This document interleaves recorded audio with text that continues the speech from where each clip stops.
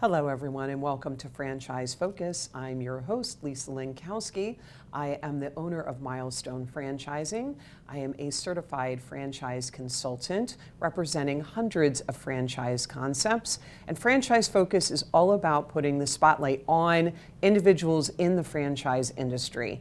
And who I really love to speak to are those franchisees that are out there owning the franchise concepts. And even more important is when it's a really strong, fantastic business owner that is a female. So it's checking all my boxes today. I have with me, not in studio sadly, but coming to me from Boston is Karen Sommers, who is the principal CEO owner of Citywide Solutions of Boston. Welcome, Karen.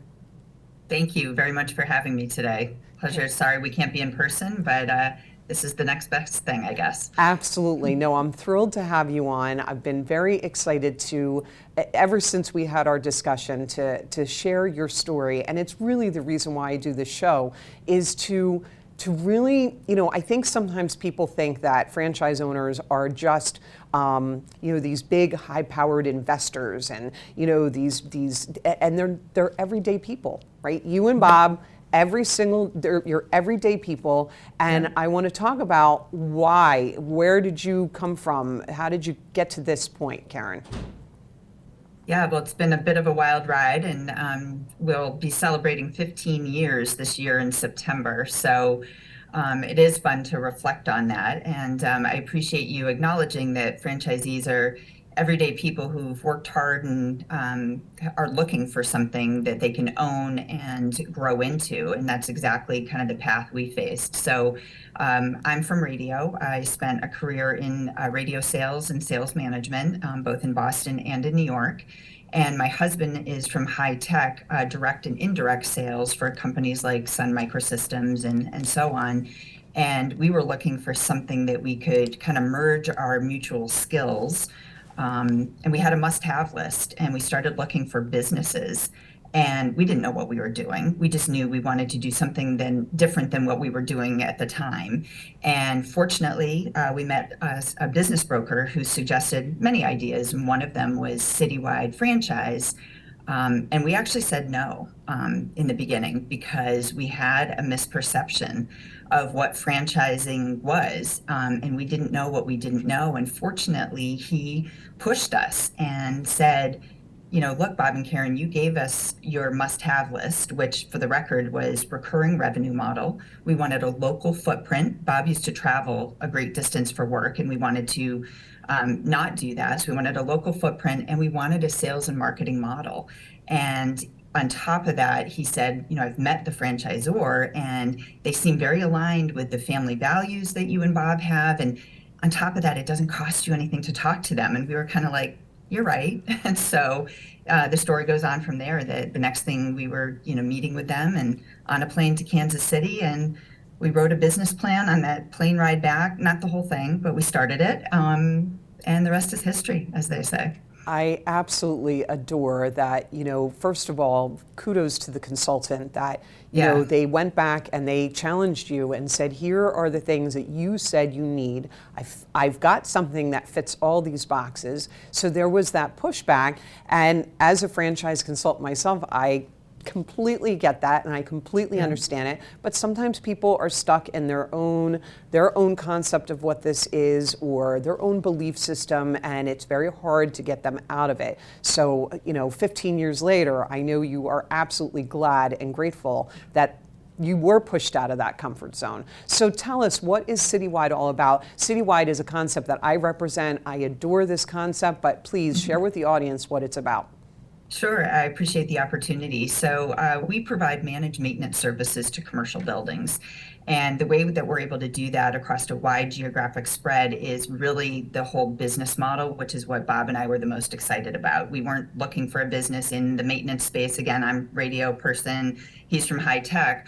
But what this is this amazing opportunity to source, screen, and vet independent contractors across all different maintenance trades. The core is janitorial service, but it's literally every other type of building maintenance, seasonal maintenance service that you can imagine.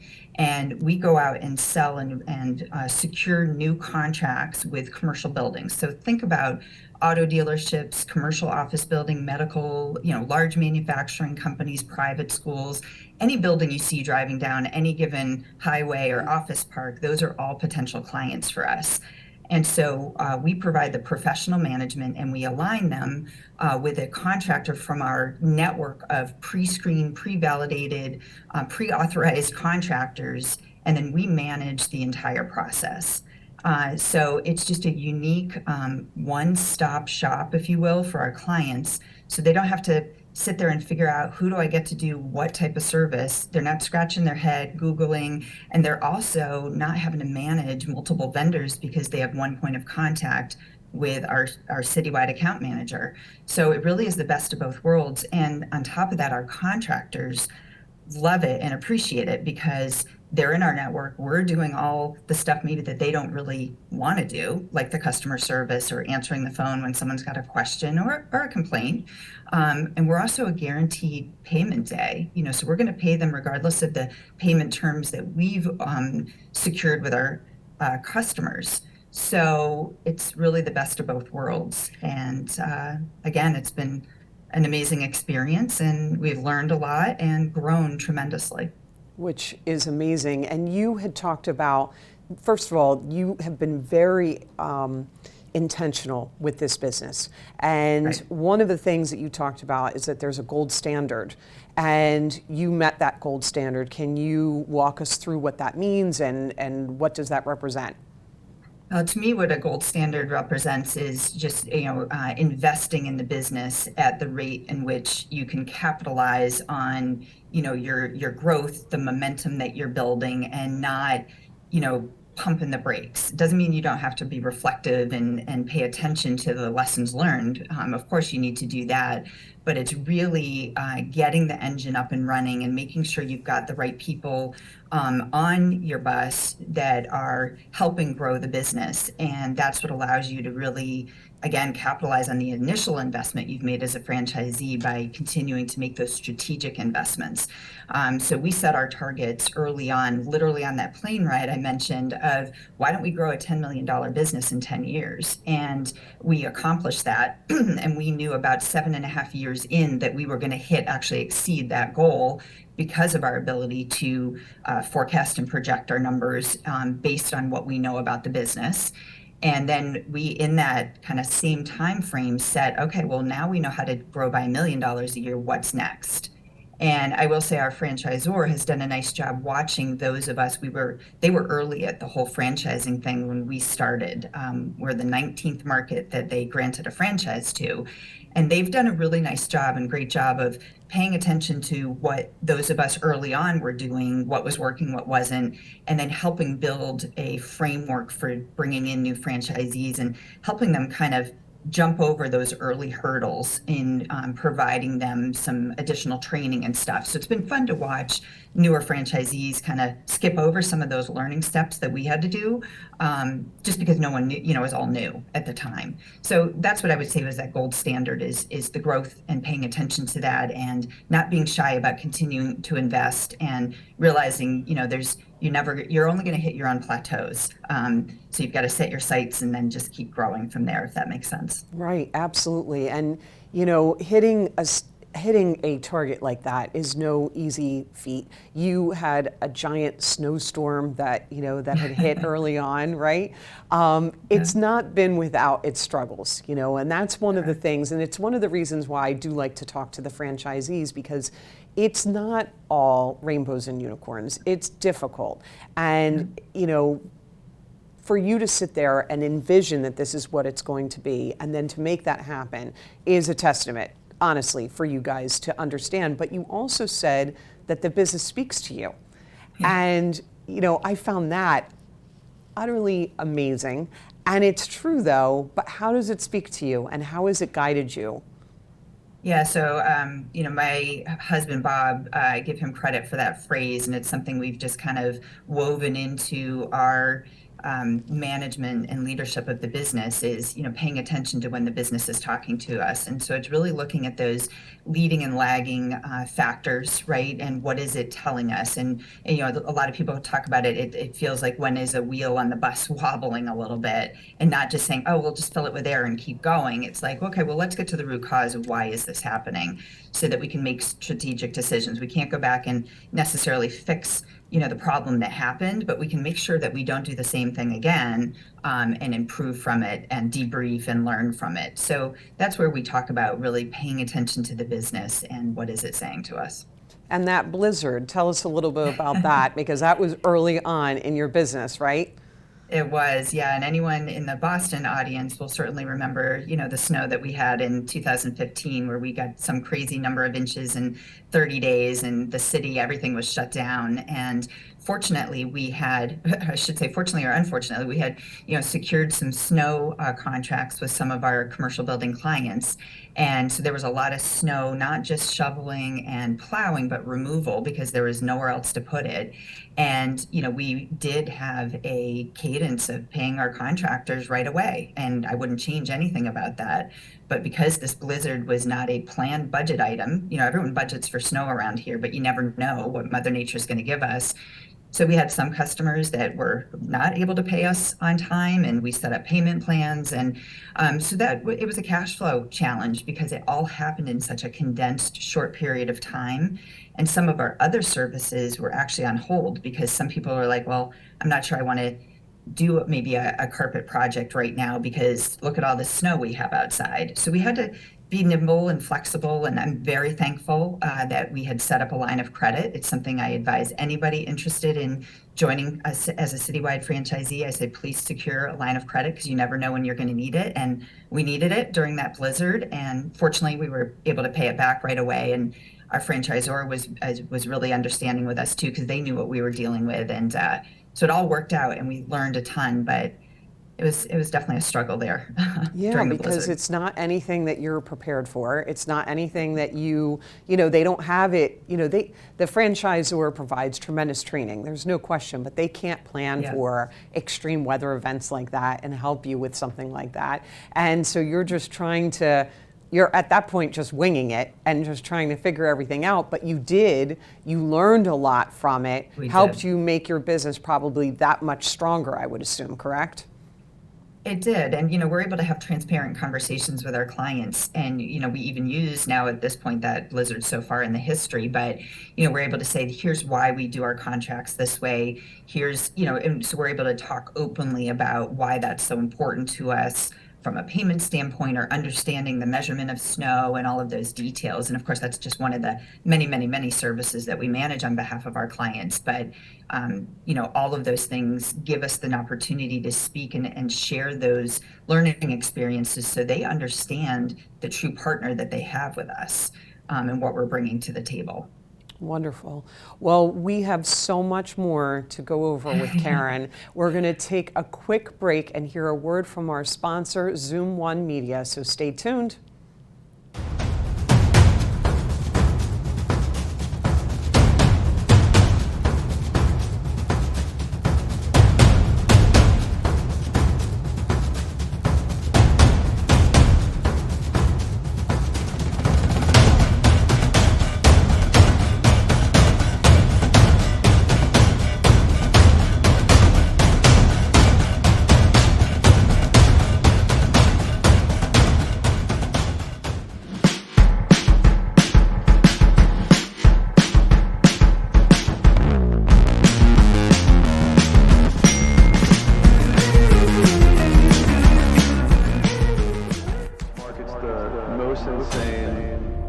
most stressful, most cutthroat.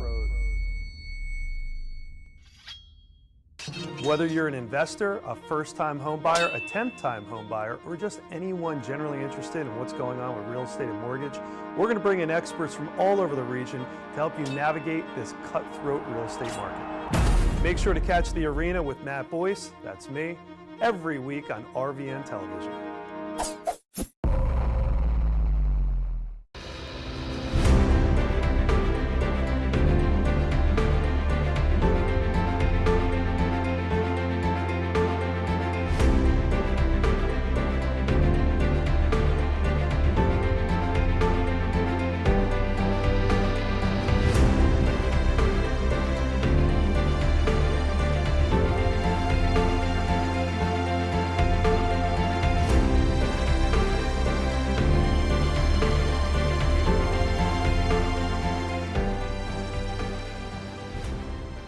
There's an old expression.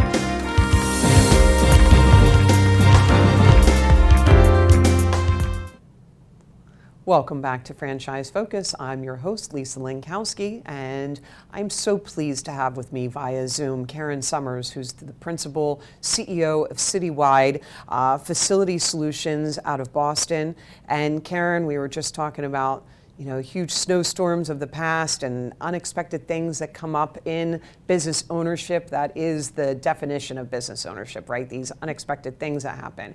But another piece that we spoke about that I do not think is touched upon enough, or it's not spoken about well enough, is the whole, both of you are leaving your jobs and there's no salary and you've got no income coming in, and how fast is that business going to start cash flowing so that you can start taking in income? And every franchisor has their definition of what that time period is. But you guys, while you were, venturing back from the plane, writing your business plan, you said, we're not taking a salary for 2 years. That was your strategic plan. Tell us why. Why did you think of that? Why did you go that route? And looking back now, would you do it all the same? So yeah, thank you for asking the question. So it wasn't quite as premeditated as far as we're not going to do it for this time period, but we basically built a plan that said, if we can't, because we're making these business decisions to hire roles that we can't possibly cover, or I know one of the things we talked about is there were things that Bob and I did, because we literally did every role in the company in the beginning because it was just the two of us. And I actually giggle to think about it now, literally, because we had Bob cutting checks, which wouldn't happen now, and just we all did we did what we could to learn as much as we could, and we realized there are things obviously that just aren't our strengths. We knew what our strengths were, and it was pretty clear what we weren't as strong at. So those were some of the first roles that we wanted to hire, because it's kind of like forcing a square peg in a round hole at that point, and you're defeating yourself and not taking advantage of the things you're really good at that can build the business. So it was for those reasons that we knew we needed to give ourselves some time, saying, okay, well, what's the worst case scenario? If we don't draw an income for this period of time, what would we need to do on our end? So under what circumstances could that work for our family? And we built that plan, and we tightened our belts, and we had 3 little kids at the time. So, we did a lot of planning, and I wouldn't change it. There were moments where it was scary, when we maybe had turnover or didn't hire the right person. But it was the best thing that we did from that standpoint, because it allowed us to build the foundation of our company, that allowed us to really take a quantum leap in short order as a result of that. Right, and thank you for clarifying that this was not premeditated, but you did have it in mind, so kind of premeditated, that you were going, here's our emergency off-ramp, like if this does not go the way that we're hoping for. There is a whole saying about, are you buying a job or are you building a business? And by you making that decision, you were both deciding empirically, you are going to build a business. And sitting there and taking that kind of sacrifice of not having an income and instead reinvesting into your business, hiring for those roles that are needed to get you to scale that much more, that's why you're the success that you are today, bar none, right? And if you had decided to deviate from that, you might not have the business that you're talking about, that we're having this discussion with today. Would you agree with that? I think for us, and it certainly is, what works for us is not maybe, the plan for everybody, right? Because that's a very personal, strategic plan that people have to be comfortable with, and everyone's circumstances are different. But it definitely, I would say for us, it allowed us, we have some people that we hired back that early that are still with us today. So I'm so thankful that, obviously we were able to afford to do that because they're here and they've helped us build the business, and we're forever thankful for them.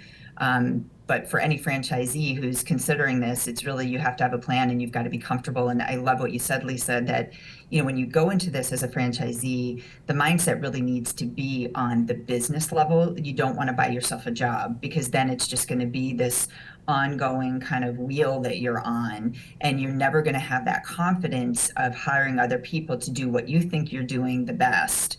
You've got to, take that risk, which is all about entrepreneurship, right? Is being willing to take those, I guess, calculated risks from that standpoint. So. Absolutely, absolutely. So you also, when we were just having this discussion, you hit upon, that Bob was cutting checks, and you identified that there were roles that you both, it wasn't your strong suit. And that's another point that's really important for people, that, if it's not your strong suit, then you've got to either outsource it or you've got to hire for those roles. What were some of those roles that you ended up looking at from the very beginning that you both identified, this is not our strong suit, we need to go get better people for this? Right. And a lot of it was things, that we just didn't have the business experience or the training in. So finance is definitely one. And, I would also talk about some of the critical things in just the organization and, literally administrative logistics that we also didn't have a lot of the cycles for, because we were out busy. I sold for the first 4.5 years. Bob literally, I feel like, did every other role in the company, and did a wonderful job. And that's where we hired. And then we quickly realized that, we're not spending the appropriate amount of time setting up the structure of the business and the workflows that need to happen to make sure we're retaining the customers that we're so busy selling. So we identified we needed some operations personnel. We needed internal support people. And if I could go back, I would do a lot of those things earlier, which probably would have even delayed our compensation a little bit more. But of course, hindsight's always 20/20, right? But those are the things that we really focused on, and we didn't hire sales. This might not be a popular comment from our franchisor, because that was my background. So I could 100% focus on selling, and we could invest in catching and keeping the business, which is so important. And, once we felt so good about that we had a good operational structure, we started expanding our sales focus on that front engine, which for Citywide is the contracted commercial cleaning aspect of that, because it's the recurring part. Excellent. So, I mentioned when I first introduced you that, I pointed out that you're a woman, and that might make some people cringe out there. Why is she pointing that out? Because franchising is overwhelmingly very male, and it has been very male for a very long time, and that tide is shifting. And when you came into this 15 years ago, you were one of 3 women in the Citywide, system there, and you've banded together, all of you strong ladies, and you've created a nice group for yourselves and help. And it's really to assist and help one another, and to help other women, I'm assuming, that are coming into the system as you continue to grow. What's it called, number one, and tell me what it's all about. Great. So it's in its very infant stages. But a couple years ago, right before COVID, actually, a number of the female franchisees were saying, hey, there's more and more of us, and we all talk and network. And that's one of the things I actually love so much about our system, the Citywide franchisees, is regardless, male or female, we're all working and supporting each other, because we're only competing over, hardware at the convention and bragging rights. There's no other type of competition, so it's all supporting each other. Right. And Bob and I've learned the most from our fellow and female franchisees. But it was those few years ago that a number of us got together and said, here's an opportunity that there are more of us. Let's kind of see what we can do by getting together. And, COVID made that a little harder, because we weren't in person at these conventions anymore until recently. So we're kind of gearing things back up. But our vision is, how do we give support and time and space to yes, female franchisees in our system, but also key female leaders that we either have in our individual markets or in our support center through our franchisor, that we can help them from a career development, having a voice, sharing their ideas, and using all of our collective creativity and support to move the needle forward. So I feel so fortunate to be working shoulder to shoulder with these women who have that same vision. And it's a fun group on top of that. So I love every single thing about that. And it is one of the great things about franchising is there is no competition, that you get to work with each other, not against each other. And when you have those owners that are out there and they are not doing what they're supposed to do and they are fighting against the tide and they're not collaborating, it just hurts them. Like, it's not adding anything. So to sit there and take everyone's backgrounds and everyone's creating that brain trust, it just makes everything so much better, and it helps pave a way for those that are coming in later, right? It's just a win-win for everybody. So Karen, I told you I could do easily 3 episodes with you because there's so much to talk about. And one of the areas that we're not really going to get a chance to explore is that you have a whole philanthropic area with your business. And so I'm going to make sure that when I post about this episode that I do talk about that and and share a little bit. But what's the name of your organization so that we do have that? Oh, thank you. So it's actually the first kind of foray into a business partnership that Bob and I formed basically 20 years ago. We started thinking about a business, but we had a very young family. I was actually pregnant with our 3rd child at the time, and we started a charity because I was looking for something to do from that standpoint, and we figured why not, figure something out. So we started Smiling Kids, which is a 501c3 organization that provides birthday presents to children and teens in need throughout different community partners in Massachusetts. And we started as a very small grassroots organization, and we're still relatively small just because of the cycles we're able to spend on it. But to date, we've done over 35,000 gifts to children and teens in need through our community partners, And it's been very rewarding. It was the first business plan that Bob and I wrote together. So that's what kind of gave us hey, we're kind of good at this partnership, and it's fun, and here's something that we can do together. And that's what kind of gave us more of that itch to, when the time is right, let's do this, keep the nonprofit so we can do that, but do something for profit to support our family and support the families of others that we can bring into our company. Well, what a great way for us to end, Karen. Thank you so much for coming on Franchise Focus. Greatly appreciate it. We did put your contact information up on the screen so that people that need your services can reach out to you. And I'm Lisa Linkowski. I am the host of Franchise Focus. I am the owner of Milestone Franchising. Franchise Focus airs every Friday at 1 o'clock Eastern Standard Time, and you can learn more about me at my website, milestonefranchising.com. Until then, thanks for watching. Thank you, Lisa.